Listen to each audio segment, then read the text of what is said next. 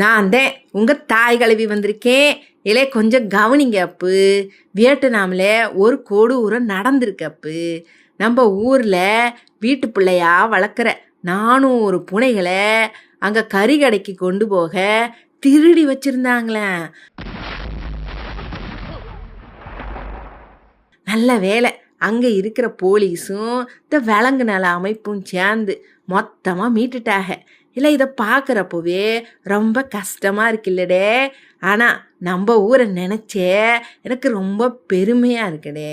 நம்ம ஊரில் பூனைன்னா வெறும் மிருகம் கிடையாது, சாமிக்கு சமண்டே.